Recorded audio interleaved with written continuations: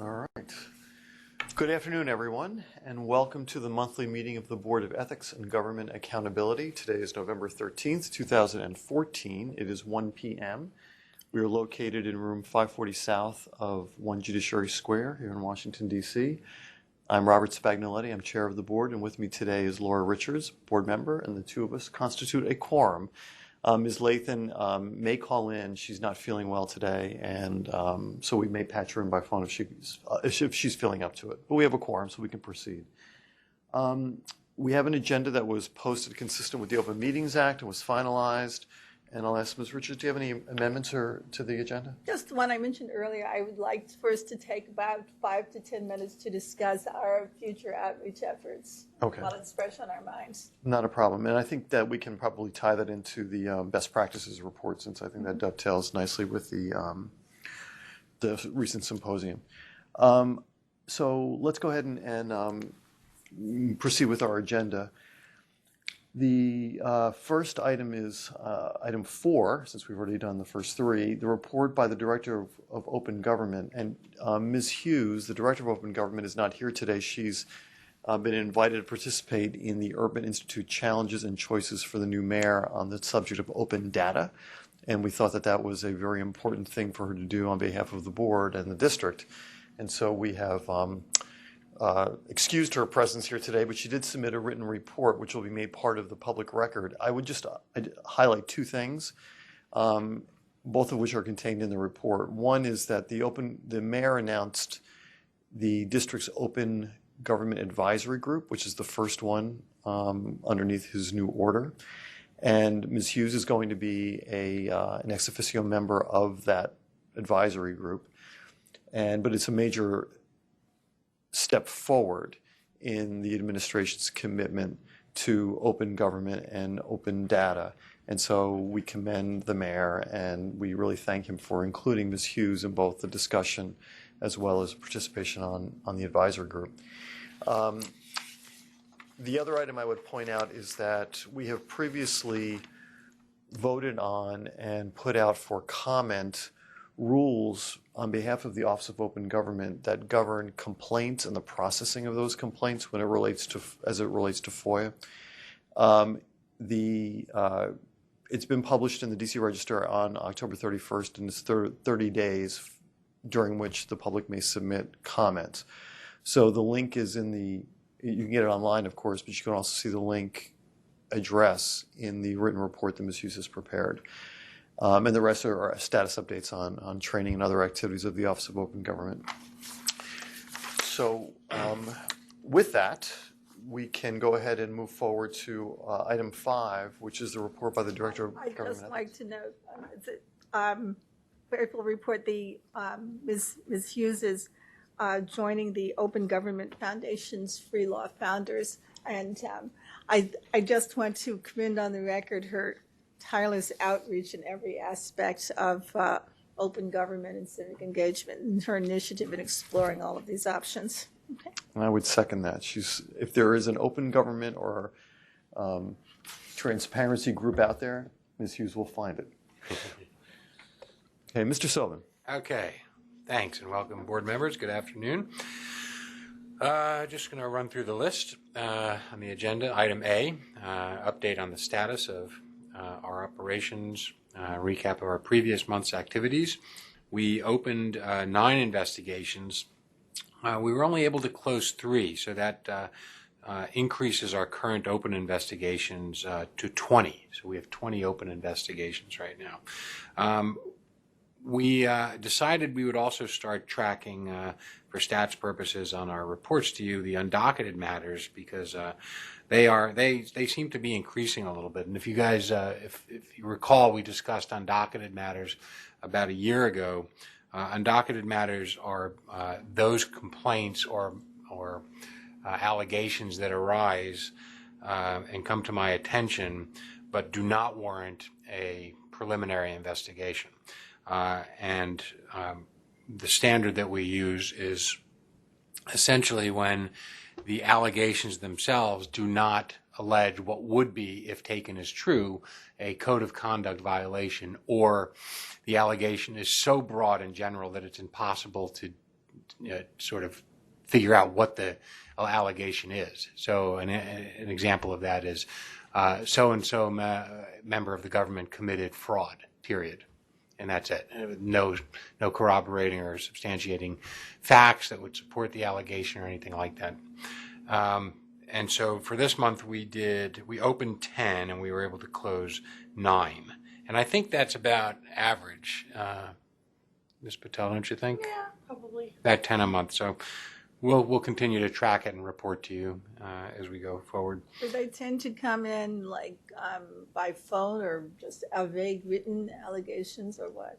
Sometimes they're written, and the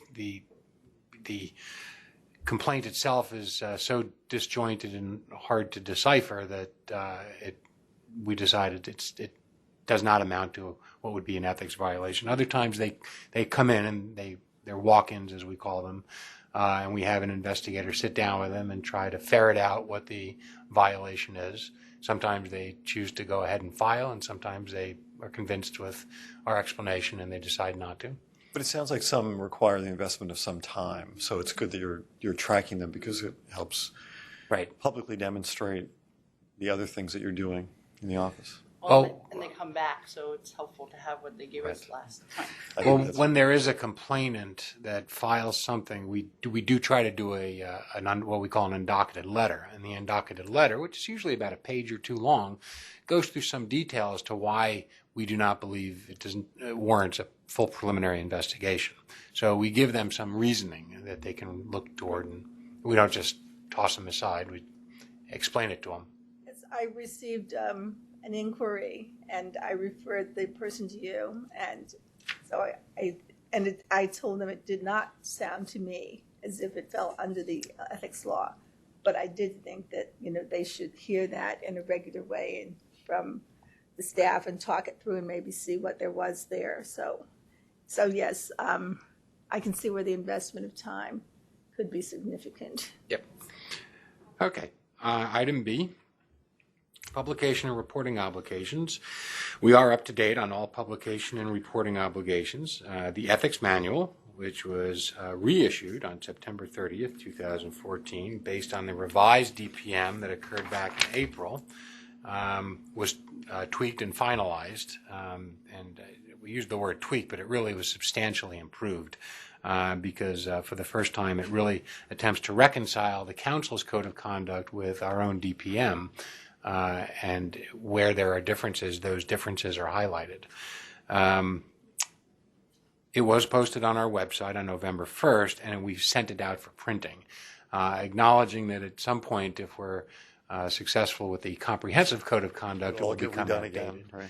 But we thought it was important at least to have it in hard copy, since folks in the council are asking for it in hard copy. So it was supposed to be back today, but there was a slight delay. We should have it tomorrow, and we'll have it available. I think the initial printing run is going to be 500 copies, and I plan to deliver those personally to the council members when they come in.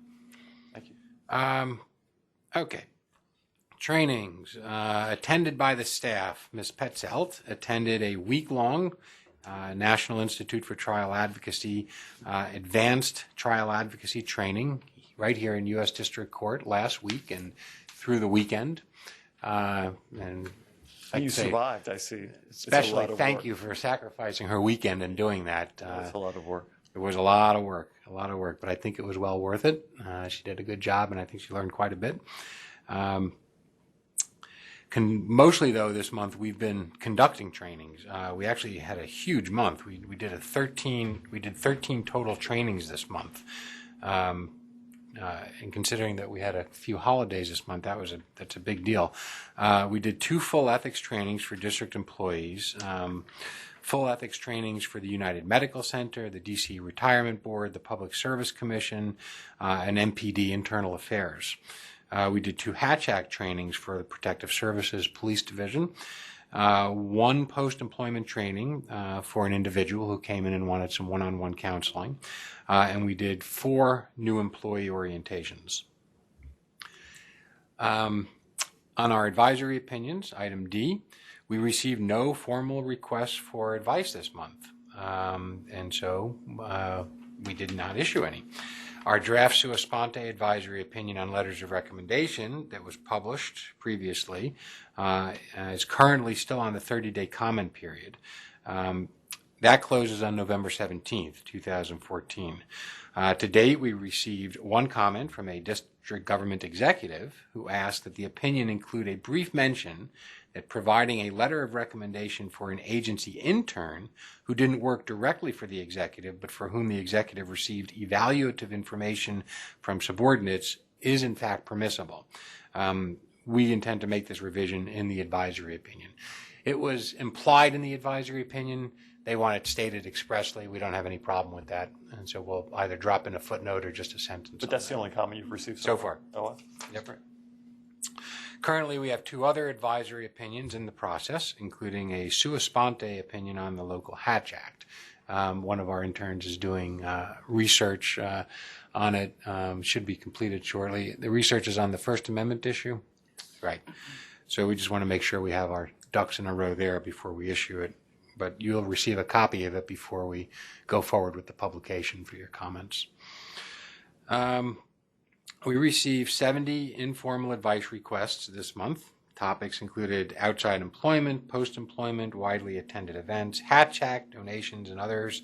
I have a few examples. And since we do have a little bit of time, maybe I can just share a couple of the examples with you, since normally I don't do that, but it might be a good idea just to give you a flavor of the kinds of things that we're seeing. One of the Hatch Act questions we received was whether district government employees are permitted to attend a forum for all candidates for a particular election to learn about the candidates. This came in the form of I think it was the AG election, the Attorney General election.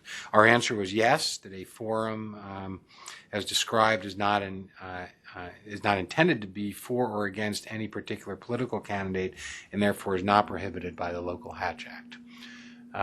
And so my understanding is that forum went forward. We did have a number of Hatch Act questions because of the election that came up. And Mr. Burns, unfortunately, who's not here today because he's at another event for the Capital City Fellows, did do a good job handling those questions as they came in. Let's see, another one I thought you might find interesting.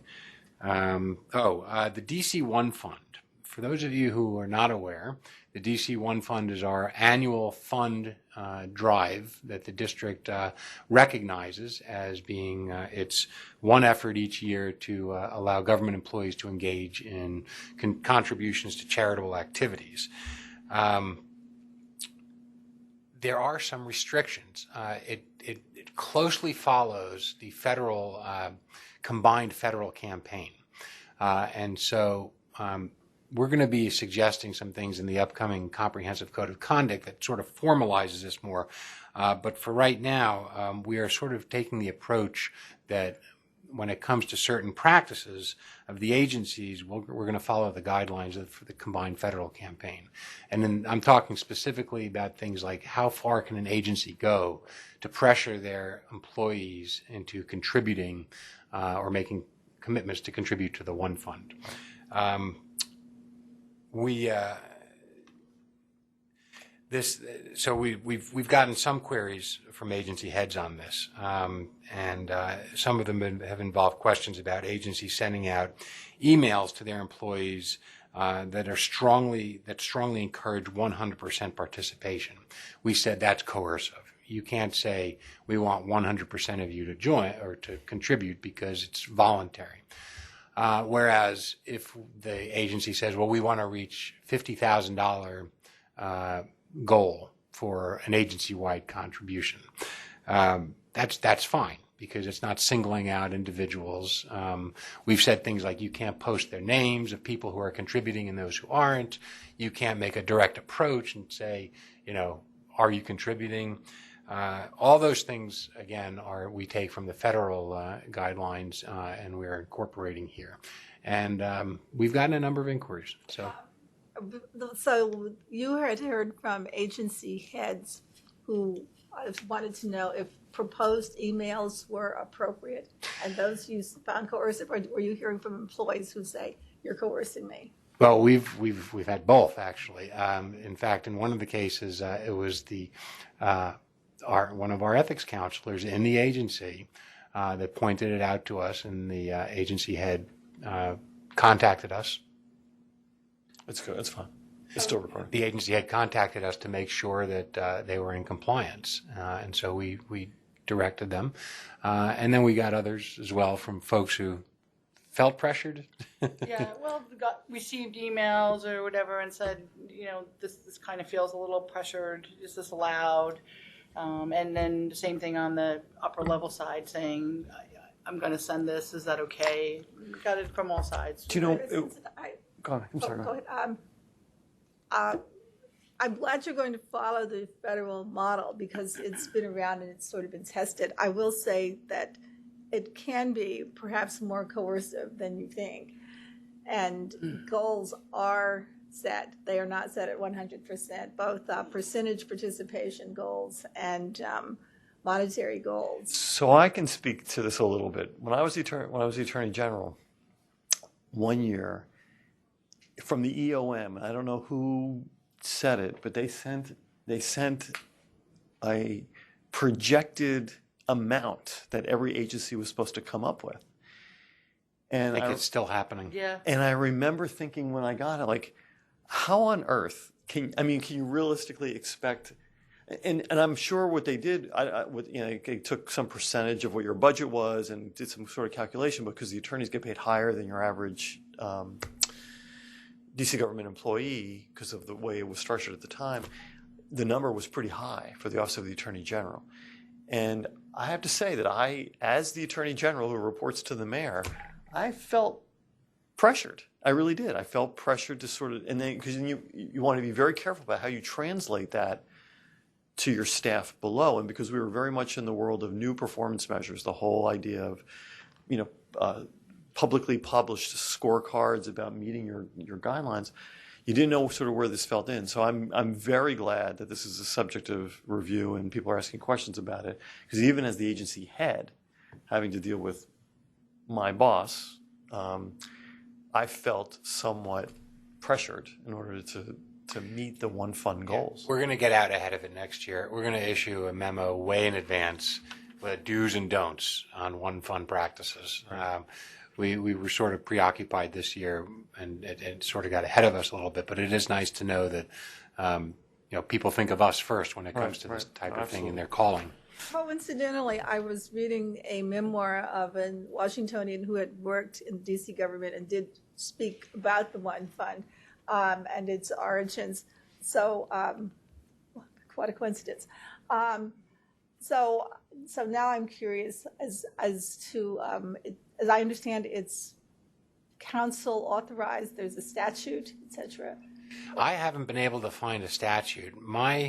The best, and I did this research when I was at the Attorney General's office a few years ago because it came up, and it seems to me that it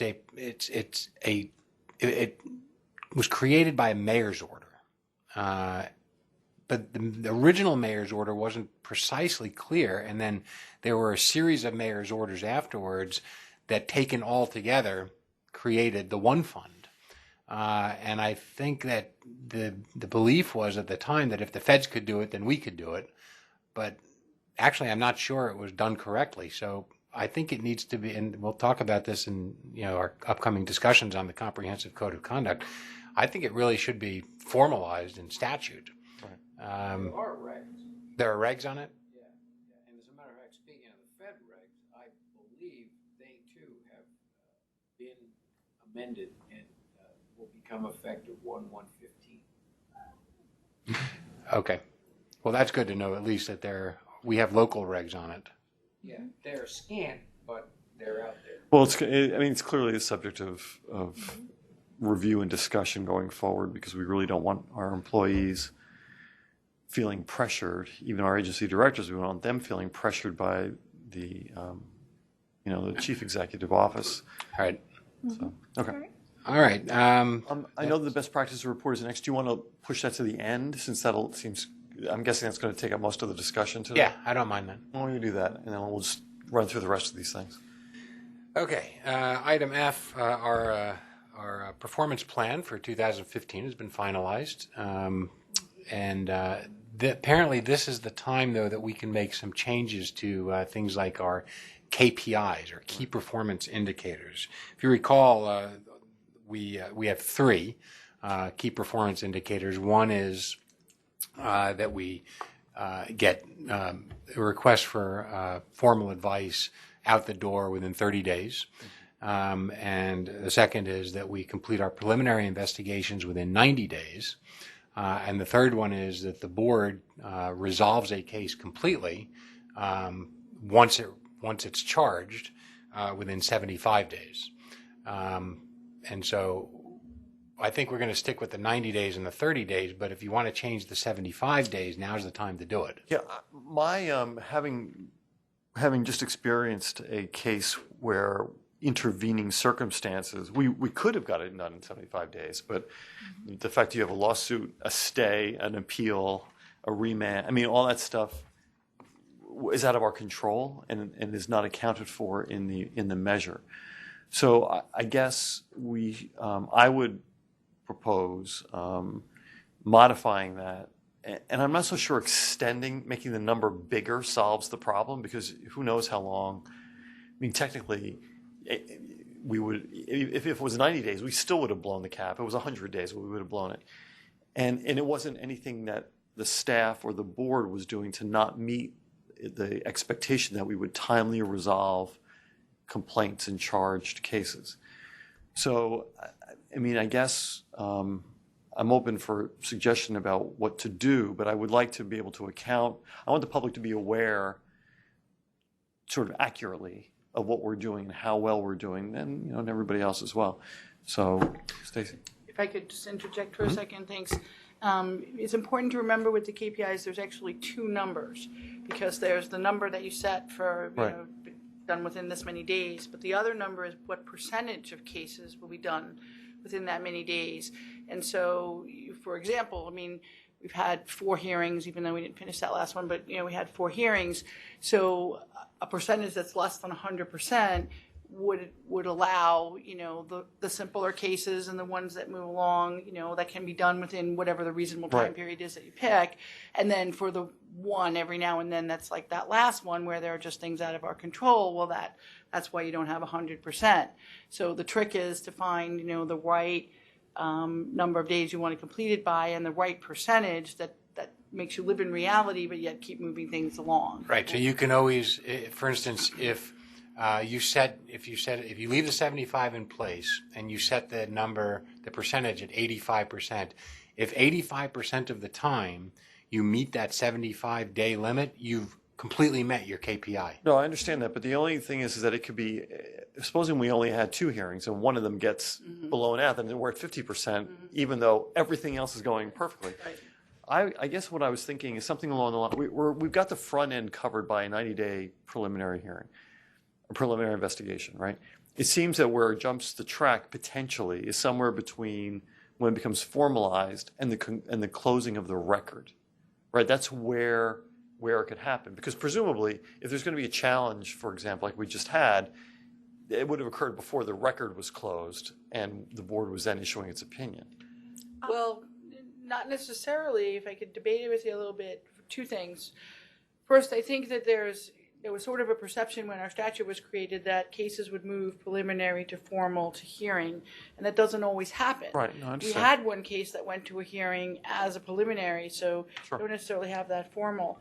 The other thing is, really most of the challenges should occur after the board issues a hearing, because that's where the appeal kicks in, is on final order of the board. Yeah, but I guess what I'm I know suggesting, it doesn't always work that way, but suggesting that to the extent that we're trying to measure how efficiently we are doing our job, the front end seems to be covered by the first 2 KPIs. The third one, you just don't want to skew it Right. because of forces beyond our control. So I guess what I was suggesting is, you're right, it may proceed to a hearing, it might get a negotiated disposition, any of that stuff might end it. But it seems that if you have something like 30 days from the close of the record that we issue an opinion, whether it gets appealed or not, then it doesn't matter. We issue an opinion that it would allow for intervening circumstances to occur without it unnecessarily making it look like the board has been, or the office has been sitting on it. I mean, just an idea. I'm sorry, so I just want to make sure I'm clear what you're saying. So you want it to be from the close of the hearing record till the board issues the decision? Yes. Are you? So nothing tracking from when the NOV is issued that would capture the negotiated disposition? Because I don't think you can, you could, I mean, you could do it, you could put in a date, but then we're once again unless you want to create a KPI that excludes like a tolling period. For court orders or other stuff, I don't know how you're going to say, for that stay the proceedings. That's my only concern, is that could there are forces beyond our control. But once it's in our hands, once the record is closed, then we're responsible for any delays. It's us. I think that, well, as a minor point, when you say close of evidence, I would just tweak that slightly to make sure we include close of any submission of any Right. post-hearing. The record. The Close of the record. Close the record, Right. right. And that's minor. I would say 45 days from the close of the record, because that gives adequate time for the staff to write a complex position and the board to consider it. I think it's a good 30 idea. days goes pretty fast. I've done some like multi-agency research on this point. The SEC includes deadlines for issuance of orders, published deadlines.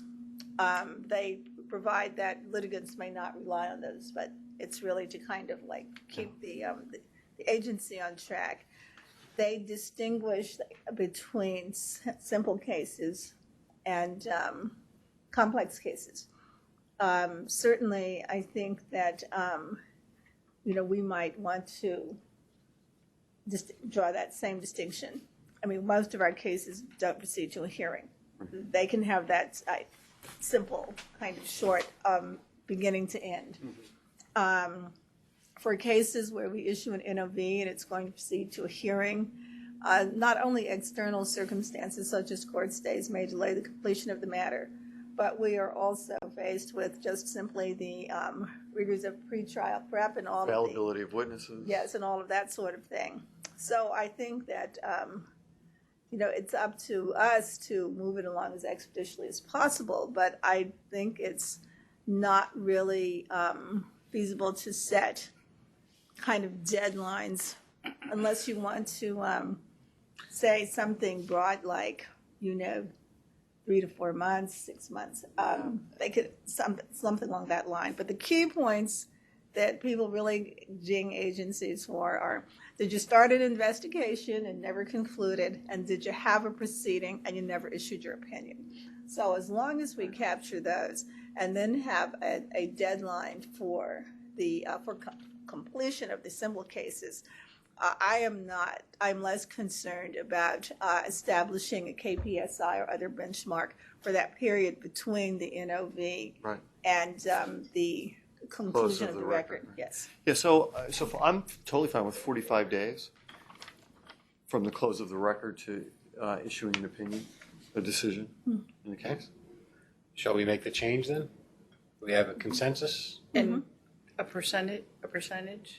What are the other percentage? I mean, whatever. Well, with the 90 days, we're trying to keep it at 65 right now because we're so short-staffed. But there's no usually reason it's about 85%. Yeah, I don't see we should be able to meet that in If you want to almost make every it 120 days, I wouldn't have a problem, because if you're having even simple cases at a time when You're you're also preliminary. might having budgets and things of that sort, or when it's time to file when all of the filings are coming in from lobbyists or from employees, I think 120 days is quite sensible. And if you're curious, you can look at the SEC rule. Yeah, I wouldn't. I wouldn't oppose that. And then if The only reason I set it at 90 originally was because that's what the Office of Bar Counsel does. They complete their investigation supposedly within 90 days. okay, I'm well, not I sure. will take issue. I will take great issue with that number. I don't know if I've had a single one that's been done within 90 days for Bar Council. But that being said, I mean, they have their own pressures and their own issues. So I think I would support Ms. Richards' suggestion to move that to 120 days to make it, realistic. and then having the goal be what, maybe 75 or 80%? For, They like it to go up, so maybe I'll set it like 70, 75, and 80, that sounds ending good. at 80, that Okay, sounds good. sounds good. year after year. Excellent. Okay, and 45 days for you guys, right? At the close of the record. 45 days, Yeah. yes. 85% of the time? 80% of the time? Maximum 80%, so we'll do like the first year they have will be 70, Right. 75 the and next 80. one, 80 the next one, and then hold there. Okay. That sounds good. See how it goes. Okay. All right, very good. That was important. Keep in mind that it's completely voluntary that we're agreeing to do this. They can't force us to I do this. understand, but we are, we're supposed to be the king of transparency here, so we might as well be transparent. Well, if we're going to put it out there, we should try Right. to beat it. Exactly. Okay, item G, the budget. Really don't have anything to report on that. It's going through. It's early for the 2016 budget. Yeah. Yep. Item H, rulemakings. The final version of the negotiated disposition rulemaking has been published. No, I need the board to vote and Right, there were no changes though, sign it. right? There were no changes, no comments, no changes. Okay. I'm comfortable with the way it is. Okay. Okay. We'll get you to sign it. Thank you.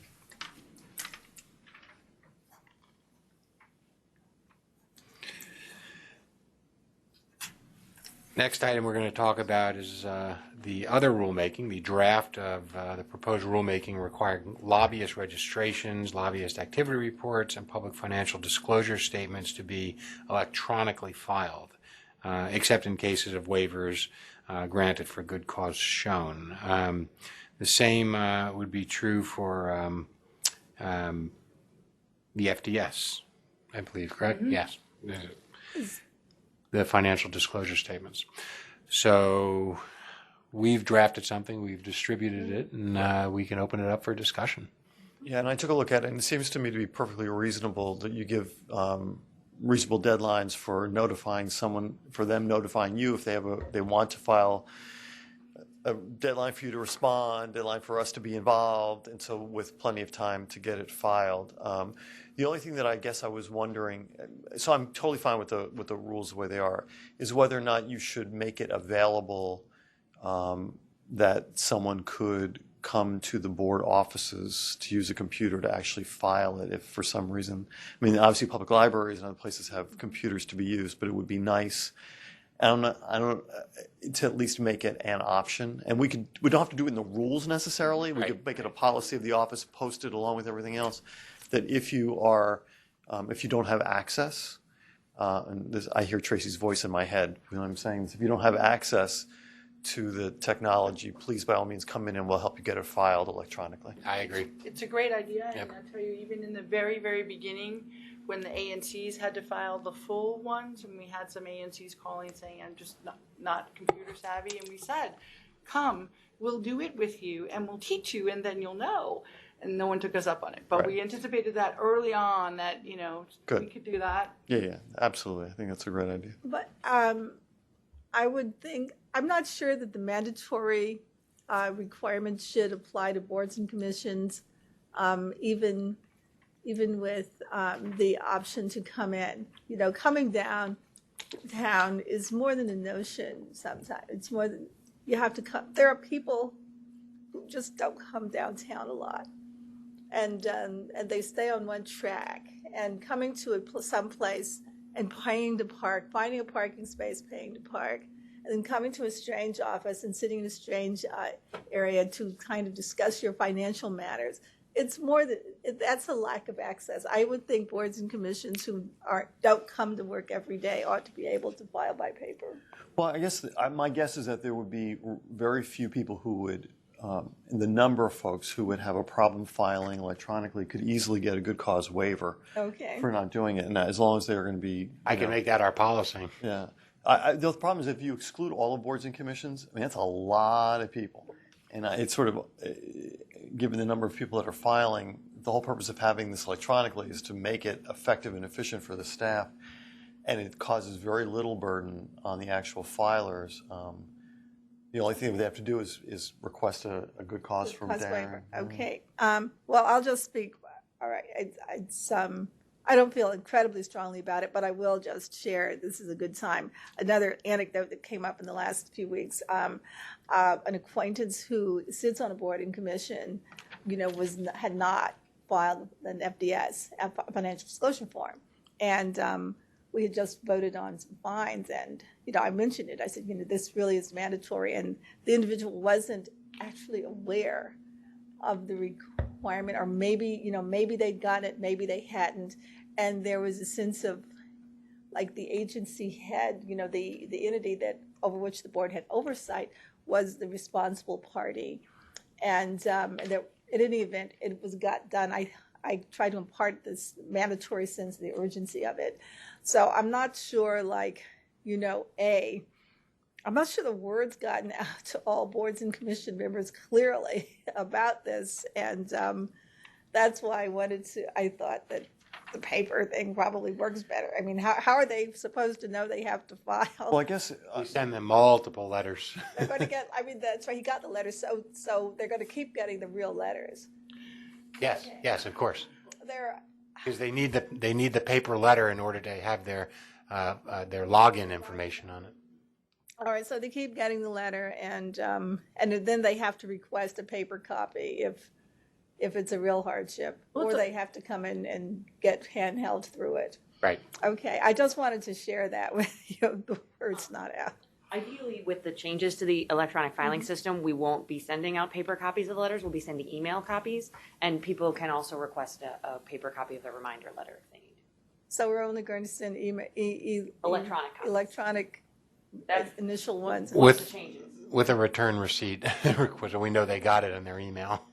Okay, that's but also sounds like a training issue, because as a practical matter, if they didn't even know they had a file, whether it's paper or electronic, they're in the same boat. So it sounds like more like an agency sharing of information training issue than it is a filing issue. possibly so. Okay, good. So we can go forward with this in draft and put it out for public comment? Yes, I think Jack and I were speaking before. There's some formatting things, but other than that, but the language I think is Great. Okay. Okay, moving on to item I, lobbyist financial disclosure matters. Speaking of FDS, despite all of our efforts, 19 people still haven't filed for this past year. But that's not necessarily an awful thing, considering we had close to 1,000 required filers. So we're left with 19, mostly thanks to the efforts of Ms. Petzelt and Mr. Younger in tirelessly trying to contact them and just get them to file. And I think we started out a few weeks ago with 40 non-filers who still hadn't filed, and based on phone calls and emails and so forth, we got half of them to file, but we still have 19 who just have not done it yet. And so 12 of those are ANCs who are just simply required to file their certifications that they haven't done anything wrong. But 7 are public officials who are required to file the full financial disclosure statements. We sent out letters on October 31st telling these non-filers that we actually imposed the fine now of $300, which we discussed at the last meeting. Next step, if they still don't file or don't pay, is to send out demand letters right after Thanksgiving. And we anticipate that we'll refer any of the cases thereafter to the Attorney General's office for the unpaid fines. In terms of the improvements to the electronic filing system, our vendor DataNet is making some changes to the lobbyist system that we anticipate being in place for the upcoming registration and activity reporting period in the first week of January. In fact, they've actually committed now to being done with these by December 7th. Some of these changes, just so you know, we had a meeting with them and we had a laundry list of things we wanted changed. And just to give you some highlights, we're having a training component installed directly on the site. We're having now the ability to send receipts for payment. As you recall, they could now pay online. That was a big improvement last year that we made. Now we're going to be able to send them receipts confirming their payments electronically, and also installing the ability to email all communications from us to registered lobbyists. So we anticipate going completely email with at least the lobbyists after December 7th, which will be, again, a huge burden-saving feat on our part for the staff. Okay. Any questions about item I before we move on to the non-confidential investigations? No. We only have one on the list this month. Right. And actually, we've already acted, so I can go ahead and summarize what occurred. In the matter of In-Rate Timothy Thomas, which is case number 1215-001, the Board of Ethics approved a negotiated disposition with Mr. Thomas, a case management coordinator at the Office of the Attorney General, as a full settlement of the investigation into Mr. Thomas's conduct in engaging in political activity in a district government building and while on duty. Specifically, Mr. Thomas collected 3 signatures for a candidate's election petition while in OAG's offices during the workday. The investigation also revealed that Mr. Thomas, on his own initiative, sought advice from an appropriate source as to whether collecting petition signatures at OAG and during the workday is prohibited conduct, and upon learning that it was, he ceased doing so. In addition, Mr. Thomas ensured that his conduct did not affect the election by not submitting the petition containing the 3 signatures. Mr. Thomas admitted that his conduct violates 2 sections of the Local Hatch Act, conducting political activity while on duty and conducting political activity in a district building that is occupied in the discharge of official duties in the district government. Accordingly, he is admonished for his conduct. A copy of the negotiated disposition is available on the website. Thank you very much. So that's it's our only non-confidential That's correct. matters, all right? Okay. All right. Moving on to item K, the draft calendar for year 2015, our ethics board meeting dates. As you know, by statute, we're supposed to issue in a year in advance of what our meeting dates will be. Normally, they're on the first Thursday of each month, but we've distributed to you a list of the proposed dates. And we're also thinking this year, we'll see what you guys think of it, of changing the meeting time on Thursdays from 1 p.m. to 11 a.m. It just seems, I don't know, what was our reasoning for wanting to do that? It just seems to, if we get an earlier start, it gives us a little more time if we need it during the day on Thursday. And also get everyone out earlier if we end earlier. I'm a morning person, so 11 o'clock works fine for me if it works okay with the rest of the board members. I'm in a holdover status, so I'm really hesitant to kind of weigh in too strongly. I But think that people continue assuming we're lucky enough to have you to continue, would 11 o'clock be okay? 11 o'clock is fine. Okay, I think Ms. Lathan said it was fine with her as well. Okay. And the other dates are okay? Yes, and it has shown during the past year, matters come up from time to time that necessitate, a minor adjustment 1 week here or there. And so with that expectation, I'm okay with the dates. Yes. Okay. There was one other thing, too, concerning how the meetings will proceed in the future. Is there any sort of hope, or any desire to have the meetings, in other words, start out with the closed portion of the meeting and then do the open portion of the meeting after that? We'd still have, under the Open Meetings Act, you'd still have to come in, say, we're here, we're starting our meeting, we're going to go into closed session, and then come back and do everything that we just did, which is the opposite of the way we're doing it right now. I think the reason for doing it the way we do now is that the time of a closed session may vary depending upon the matters to be discussed, and you can't really give the public a clear notice of when the public meeting will start. Otherwise, you could, but then you may truncate a discussion, which sometimes may be a good thing, but sometimes you may be in a situation where it's really kind of proceeding logically and it's flowing well, and you're saying, okay, fine, gotta quit. So I'm in favor of keeping it the way we do now, unless there are some reasons I haven't thought of for switching. Yeah, I mean, we've certainly had occasion this past year where meeting in closed session in advance of the meeting facilitated something that was going to occur at the public portion of the meeting. But the converse is equally true, which is that we learn things sometimes at the public portion of the meeting if we're going to be deliberating on something that can be then used. So we could wind up in a situation where we have a close, then open, and then have to go back to close again for a particular reason. I guess if we're starting, the other thing is if we're starting at 11, do we start out closed at 11 and then open it at when? I mean, I like the idea of getting some of the closed stuff done earlier rather than later. I just don't know logistically whether we can actually make it work for the Well, I guess the counter argument to that would be sometimes we go from open to closed and then come back in to open to announce things that were done in the closed portion. And so I guess this would be cutting out one of those steps. It would maybe, unless we have to go back because we didn't finish up or because something occurred that we then needed to deliberate. Well, I'm willing to be flexible and try something new. We can switch it back if you wanted to. If the staff thinks this is going to work, I mean, you're here every day.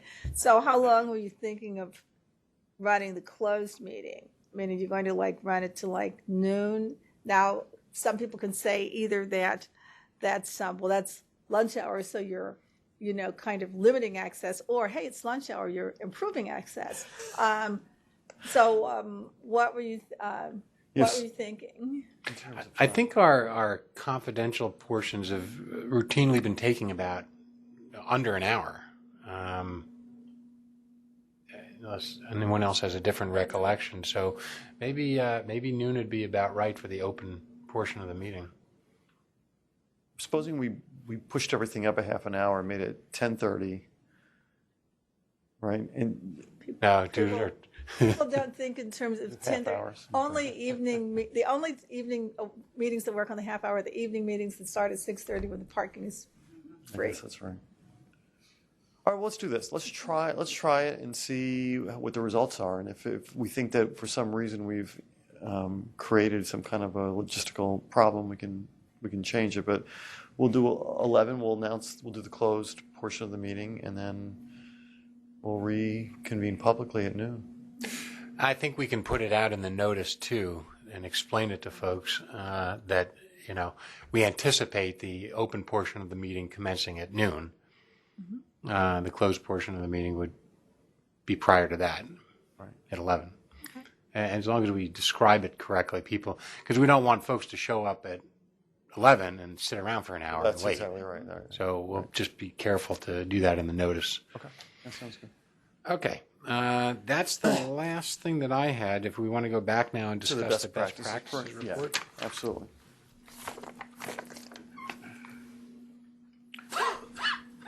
Actually, let me just give this microphone to Mr. Grimaldi so he can participate. Weigh in. Okay.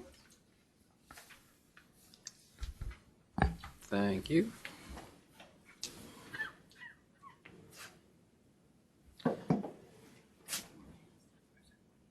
Everybody ready? Yep. All right. First of all, for benefit of the board, what the staff did, and I'd like to thank the staff, was start earlier this year, thinking about the best practices report, and lists of suggested topics were submitted, and we kind of consolidated, dropped a few, added a few, and the draft list that I circulated, I think earlier this week, reflects some preliminary synthesis on the staff level. So a lot of time and thought went into it. To refresh your recollection, the list the board got last year was about 1.25 pages worth of one-liners. So there's a lot more detail this year, and I thank the staff for their input when they submitted the suggestions. And I'm hoping, somewhat selfishly, to kind of use this outline as just that, the outline for the report itself. So that, by way of short background, you'll see that it's divided into two major sections. First, the Office of Government Ethics, and then the Office of Open Government. OGE's part is divided in part on repeated subjects. First, those 6 or 7 required subjects, required in the sense that they're required by the Ethics Act, and then the additional topics that we raised last year are also, for the most part, repeated. And then we go into suggested new topics for 2014. So that's sort of the format, and I just suggest we start at the top and go down. Sounds like a plan. You want to start with the additional topics, since we're just sort of restating what we've said before with the required topics? Right. The only thing that I would say about the required topics is that I fully support, and I say fully support, the recommendation that the Ethics Act be amended to remove the requirement that we report on the same things that have already been reported on and we've either addressed or going to address or deal with it in the Comprehensive Code of Conduct, because it seems to be repetitive and unnecessary. Yeah, we've picked that up, as you probably noted, and even suggested the language to do it. So unless, I know Ms. Patel may have 1 or 2 comments about the repeats of the required comments. So why don't we just say whatever general comments anybody has about the required repeats. Well, you may want to focus on item G, though, because that is new, isn't it? Item G is the regulation of campaign contributions. Right, but I think Stacy has a comment about E. Okay. So. Sure. Here was my concern. The conflict of interest section of the Ethics Act is just the heart of the Ethics Act. And if we recommend that that be a provision that's criminalized, we're essentially giving away our own Ethics Act. I didn't care about the contingent fees, that's fine if you make that criminal, but I wasn't sure I wanted to step away from the conflict of interest section. Interesting. I didn't realize it, I didn't think about it in that way a year ago, but having worked with it, it's the one part of the thing that we find violations on that we take really seriously, and that's in the Ethics Act. After that, it comes from the DPM or the Council Code of Conduct or other places. So I guess the thing that I would say is it really depends on where it goes. Right. So because Under the statute, it would go to the Attorney General's office. Well, that's the thing. So that's an easy thing to say, but not necessarily a very clear answer. Because the district shares its prosecution authority with the U.S. Attorney's Office, and there is because of the Home Rule Charter, there's a very interesting and convoluted way that the division of responsibility occurs between the U.S. Attorney's Office and the Office of the Attorney General. And it comes in 2 flavors. One is what the penalty is, and secondly, whether or not it was something that Congress envisioned that the United States would hold on to at the time it created the District of Columbia. And so it's a 2-part analysis. Mm-hmm. So if the crime is jail or a fine, it comes to the Attorney General's office unless it's one of those reserved areas. If it's a jail and fine, it goes to the U.S. Attorney's office. So or in the statute right now. Right. Well, I understand, but the second part of this is that whether or not a criminal conflict of interest would be seen as something that it falls under the umbrella, and it doesn't exist. So you could make the argument, and the district has made this argument before, because the crime didn't exist, it could not have been reserved by Congress. That theory was soundly rejected by the Court of Appeals not too long ago when the former Attorney General and the former U.S. Attorney got into a bit of a squabble over who really had the authority to prosecute a particular case. So I guess what I would say is this. I don't have a problem with criminalizing it if we have confidence it's going to be in the hands of the Attorney General. So I think that even if we were to get superseded, if you will, by at least it's the district government and its prosecutorial authority that's made the decision that it merits criminal prosecution. But I do have a problem with it if we think that it's going to land in the hands of the United States Attorney, where we then don't have any control over it, or at least any meaningful influence. Not to say that we don't have a good relationship with them, we do, but we have no, they are the United States government, we are the district government. So, before signing off on anything, I would like to be much more confident about which way that would go at the end of the day. And counsel saying this will be prosecuted by the Office of the Attorney General carries no weight whatsoever in this discussion. So I put that out there. The other thing I would say is that if we were paralleling the federal system, obviously conflicts of interest is a crime on the federal side, and still OG and Office of Special Counsel and all those folks exist there to do what they do. Now, admittedly, there's a much bigger hammer on the criminal side there than there is otherwise. So I put that out there saying, I hear your concern, and I share it if it winds up in the hands of the United States Attorney. So. Was my understanding that there would be parallel jurisdiction, and that only if we referred a matter to the U.S. Attorney or another criminal jurisdiction would we lose control of it? Because let's see. That's the way it currently is.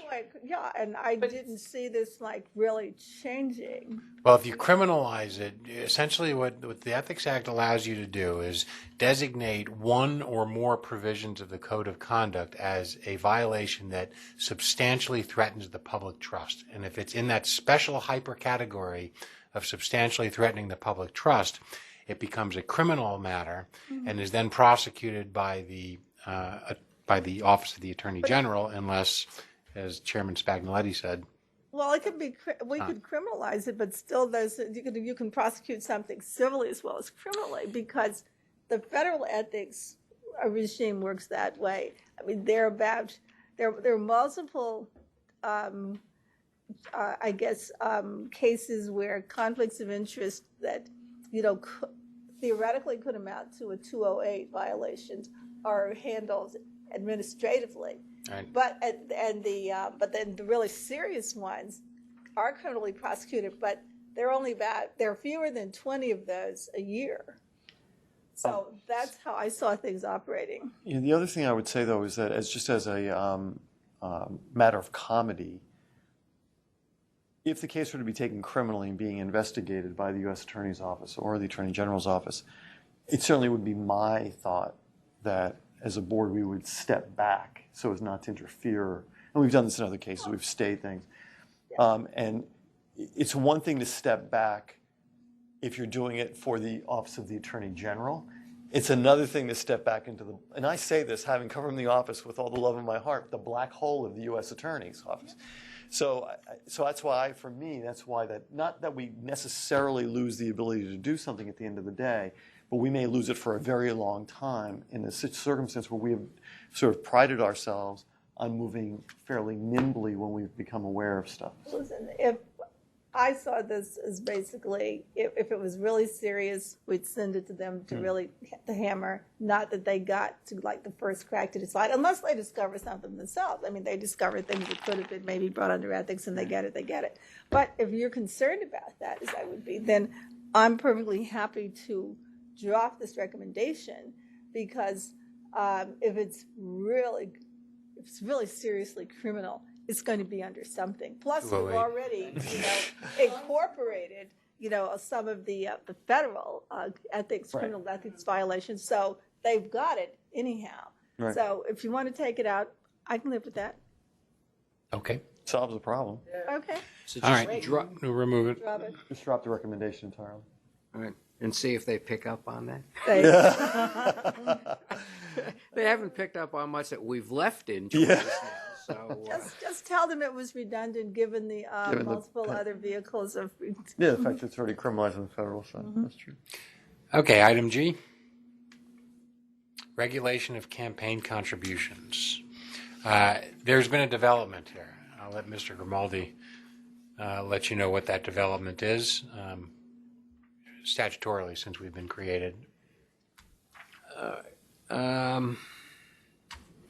Okay, the law that's referenced there, Law 20-79, amended the Ethics Act requiring now as part of lobbyists' financial disclosures to list bundling of campaign contributions.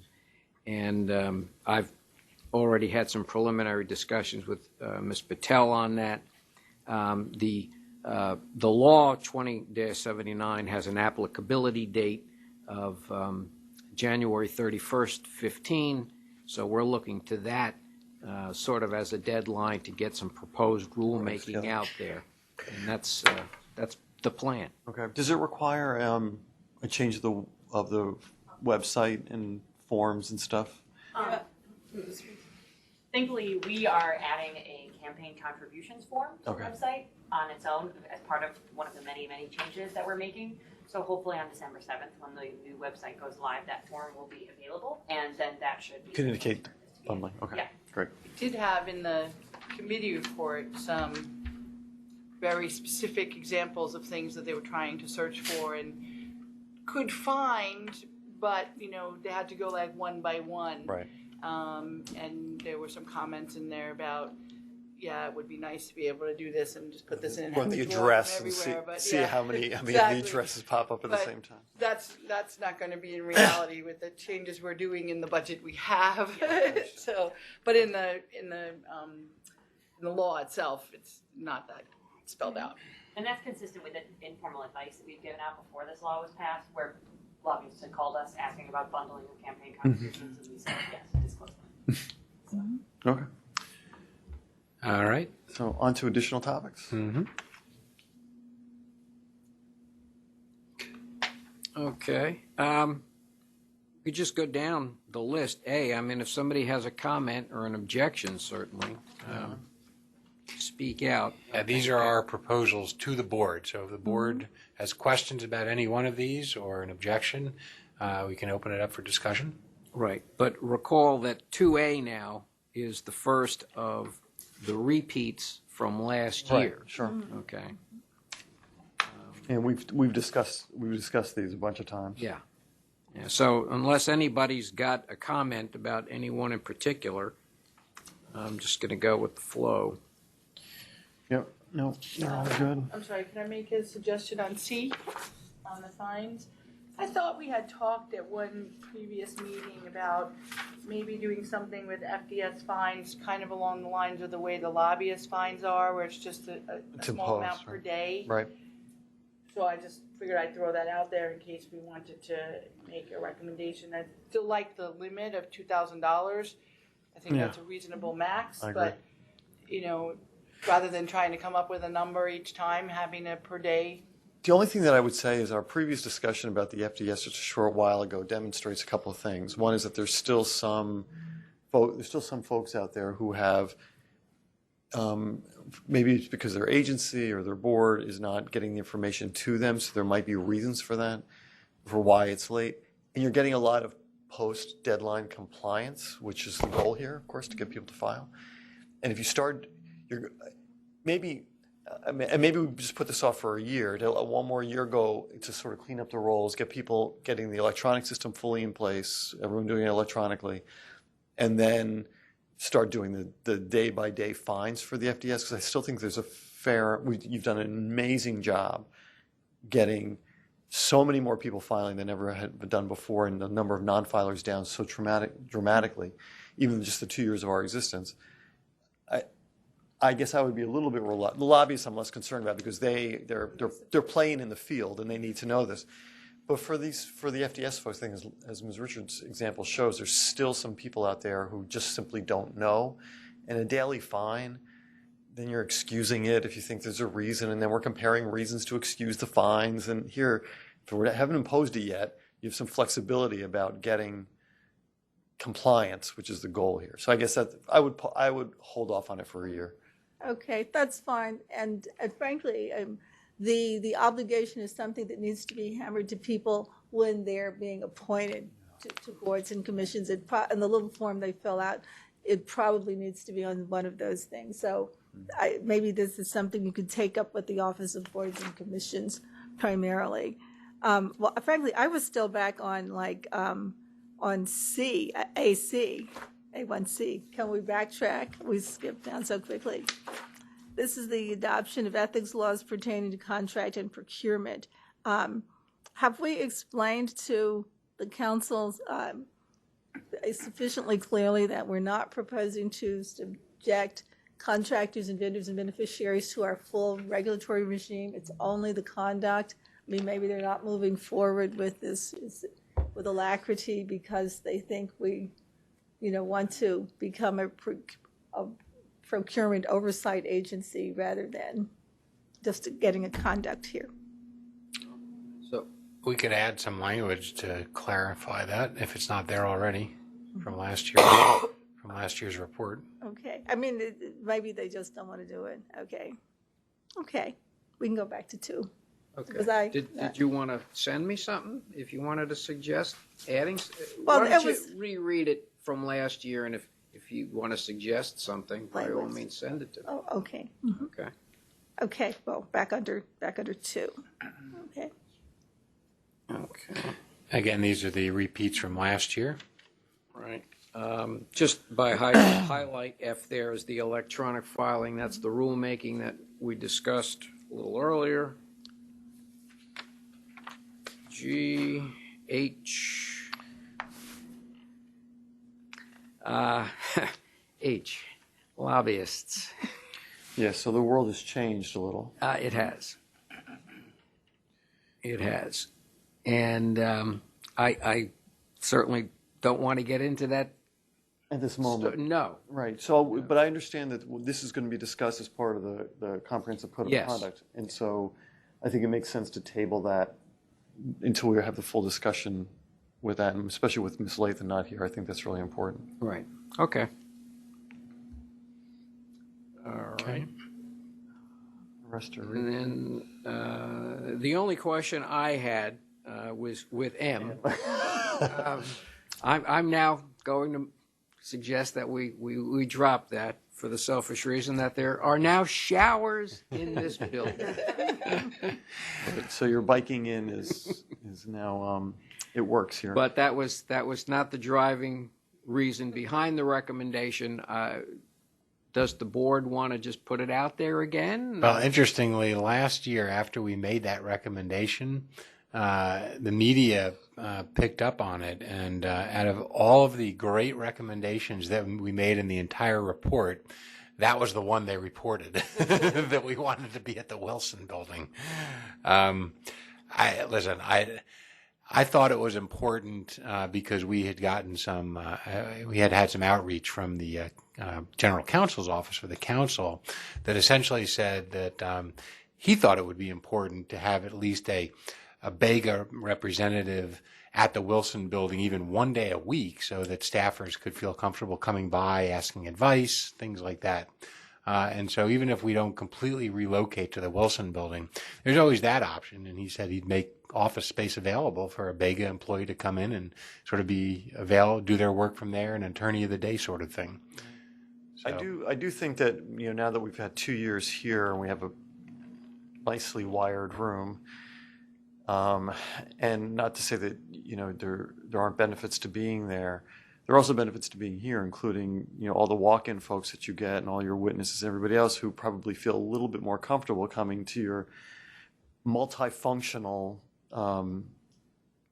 one Judiciary Square as opposed to the center of district government power, mayor, council, everybody else in the building itself. So I mean there's some I think really good optics reasons to encourage people to come to the board if you're here as opposed to the Wilson building. Ms. Richards? I think this building's probably a little more accessible, both in, a tone and in, physically more accessible. Yeah, I mean the metro is downstairs as opposed to a few blocks away. And Drop M. That's the sense I'm getting. Yeah, I don't think it's worth Okay. stirring that pot again at this time. I think the main thing, we've got the state-of-the-art room, which we went to a lot of trouble to get. We might not get that People know where we are. Okay. all right, good. All right, new topics.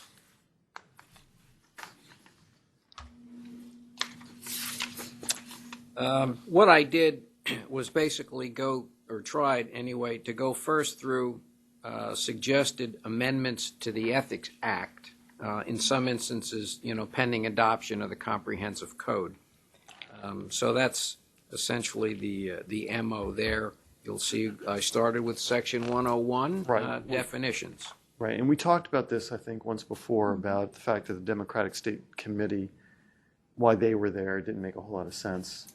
Now that we've had some experience about why we should single them out for as definition of canon, all the things that flow from that when other parties are not included. So Right. I certainly would support that amendment.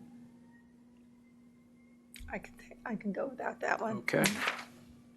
You can or cannot? I rule on can, it? I You can, okay. yes, intra-party. Okay. 2, this is what we were just talking about. We're going to eliminate or suggest that they eliminate the required reporting topics. I agree. Okay. This 3 now, amending Section 214. So my reaction to this was, I remember when we've been conducting hearings, and I thought it would have been helpful for the board to have explicit sanction authority because we don't have it, and I didn't know what we could do in order to get past some log jams that we had developed. The only thing that I would say is that I would be much more inclined to fashion something along the lines of Rule 11 or Rule 37 on the civil side. What sanctions would be available, because I think it needs to be broader than just finding the attorney, the exclusion of evidence, when there's sort of discovery abuses and that kind of stuff. I do think that you need to have sort of a more flexible sanction regime for the board to use depending on the circumstances, not simply finding the attorney. So To impose fines for abusively frivolous motions. We're not going after the pro se people who don't know what they're doing. Right, exactly. The same way that we've been, I think the director has been very good about, folks who file complaints, even if they're repeat filers, not, So maybe we can Pushing talk the about abusive conduct during the course of a proceeding rather than the frivolous motions. I agree. That's good. I like that.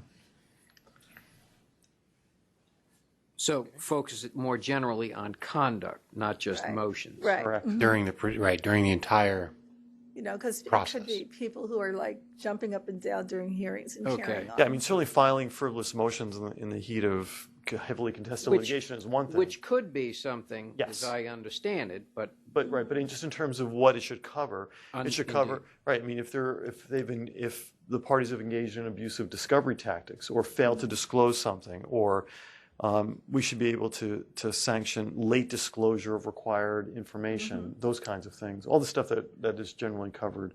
Again, I think it's a combination because we have this mix of jurisdiction here, but I would look at 11 on the criminal side, 11 to 37 for the requisite language to use.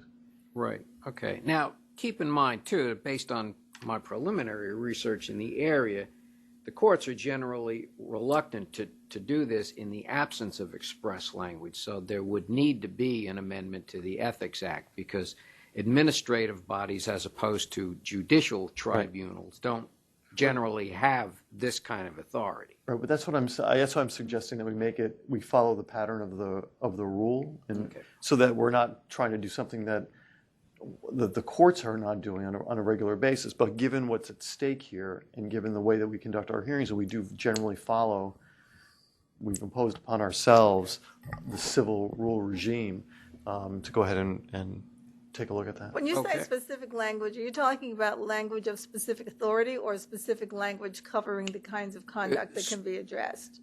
Authority language in the Okay. statute. Okay, good. So we'll get that. And that's we recognize that back when we've had these issues come up, that we were limited in what we could Right. do, and I think it led to some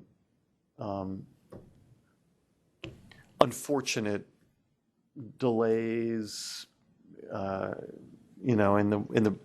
in the efficient administration of what the board has to do. Right.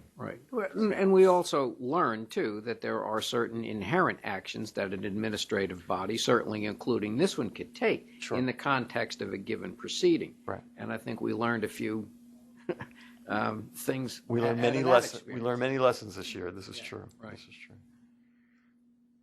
Okay. Number 4, then. Yeah, I mean, we're kind of doing this anyway, well beyond 30 days, but yes, I don't have a problem with that.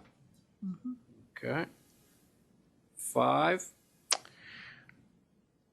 5 is broken down into actually 3 recommendations regarding Section 225. Right, so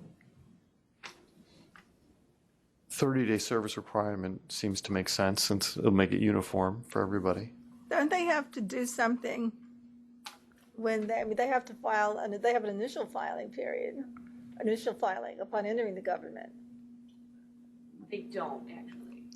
The financial disclosure requirements under the Ethics Act are only for the May 15th thing.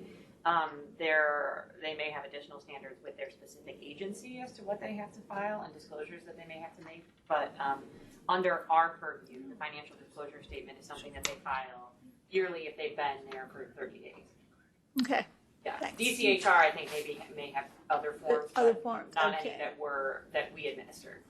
Okay, so I guess I'm thinking about agency-specific requirements to avoid hiring people with, okay, thanks.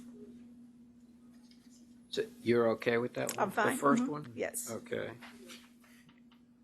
So the next one has to deal with reporting outside employment and the receipt of gifts from prohibited sources. I mean, this is the outside employment issue that came up during the The best practices. best practices symposium, yeah. And this was sort of the point that Laura was just making, the idea that agencies, it came up because there is a portion of the DPM that talks about a Form 36, that no one knows what it is. It's not our form, it's not DCHR's form, it's not OCF's form. It's just a form. So, but it does reference it references past employment and any potential conflicts that might arise. And so, obviously, when you apply through DCHR, they have your resume, they see what your past employment is. But this speaks specifically to the thing that was brought up at the Best Practices Symposium, which was where one of the agency ethics counselors pointed out that she has employees who are not required to be financial disclosure filers, whether confidential or public, who may have outside employment that could present a conflict. Got it. Yeah. Yeah. Okay. Okay. I'm good with it. All right. And the third one with respect to 225?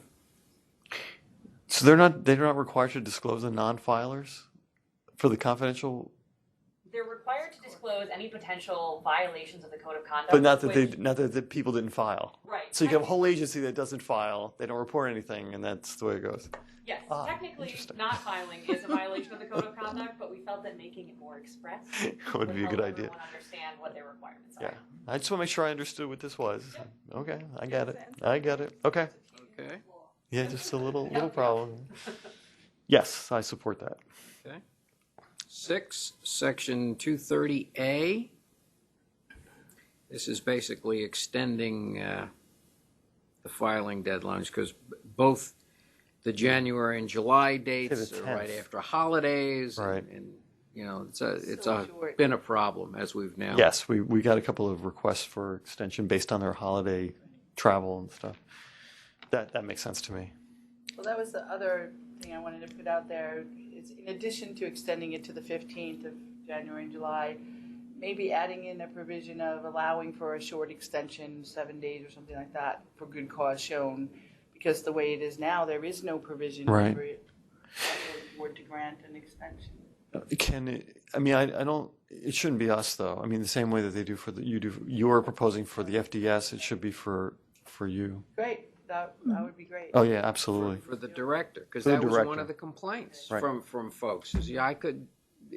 Right, and you constantly have to tell them, I can't do it, I don't have the Right, power. right. And we do get similar complaints as far as with lobbyists and FDS where someone is ill and they Yeah. can't get information from a client, so they can't fill out the form appropriately. Same with FDS, well, we can't fill out this information Right. because this person is unreachable at this current time. Yeah, no, I think that makes perfect sense. Yeah, that'd be Well, great. I'm not sure that the 7-day extension, I mean, that's if someone's sick, that's not going to do you a whole lot of good. You know, if you're in the hospital, you need the extension that you Wanna make need. it up to 30 days? Up to 30 days, yeah, that makes sense. That's consistent. Okay. From the director. From the director, yeah. Okay. Okay. Okay. 7. This is now we're out of the Ethics Act. We're under the CMPA All right. and the parallel reg on nepotism. Right, so this is an issue that, as you point out, is going to fall into eventually the comprehensive code. Yes. But the question is, in the meantime, do we go ahead and recommend a change? And this is obviously, this flows from an issue that came up during this past year. We had a public official who had daughter is unpaid intern, right? Yeah. Now, just let me just throw out another idea that occurred to me after I put that in there. I cite the Florida case there, which did construe a veritably identical statute. One thought is maybe reach out to OAG and get an Attorney General's opinion on our statute. I'm just throwing that out there. To what, in what, Because they what have point jurisdiction do you over the seek same, yeah. clarification on? Or, Well, we've taken the position that it applies to paid as well as unpaid folks. Right. Was our interpretation. It, we got some pushback on the other side of it though, because apparently there's two different standards in the federal system, one for the legislature and one for the executive. So on the executive side, the Office of Government Ethics said absolutely no way, never can you hire, even as an unpaid volunteer, your own daughter. But on the legislative side, they actually pointed us to language in their own rules that said it's perfectly fine as long as they are unpaid. So that's, we're kind of stuck in the middle, but where we came down was, in the absence of a rule that says you can do it, we're going to take the position that you can't. Right. You're still advancing somebody even if they're not paid. yeah, I say, at the time, certainly there was every appearance, first of all, that had the appearance of a paid position.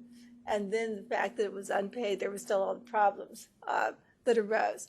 I guess in practice, it comes down to the regularity. Is it a regular position like an ongoing internship, or I'm coming down and help Dad out on my Christmas break, and it's like take your child to work thing, and it could be intermittent, and that's where we sort of drew the line was whether or not the individual in the case that we had to look at was issued a government ID.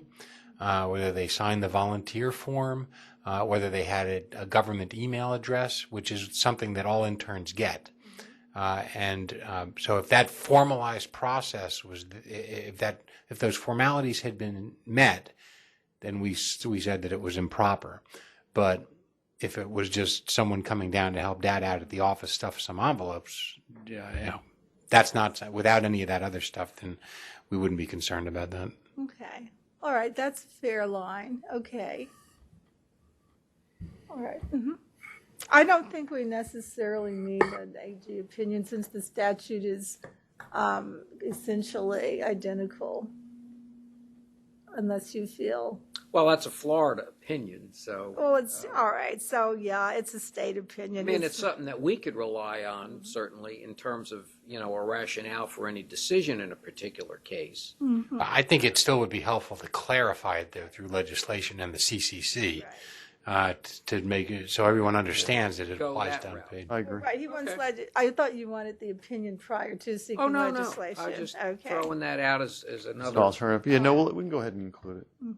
Okay. And forget OAG. Yes. Yeah. Well, we don't forget them. we won't burden them with yet another opinion. All right, 8.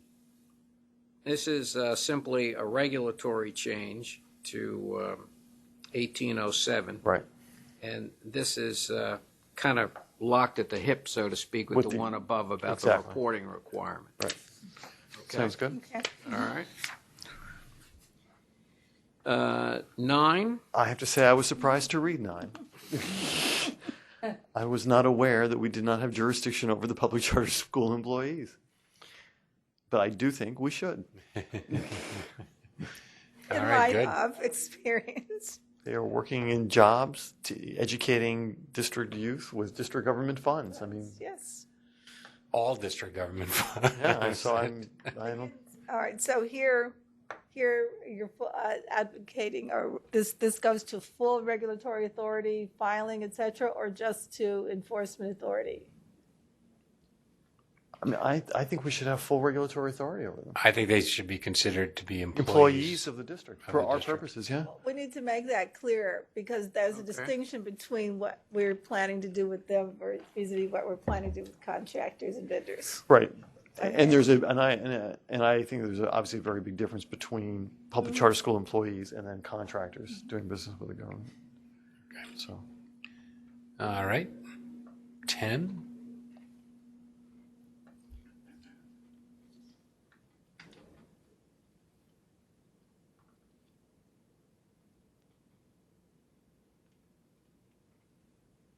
Okay. So in other words, in this case, you can run for office. You just can't keep the office if you win. And you can't keep your job.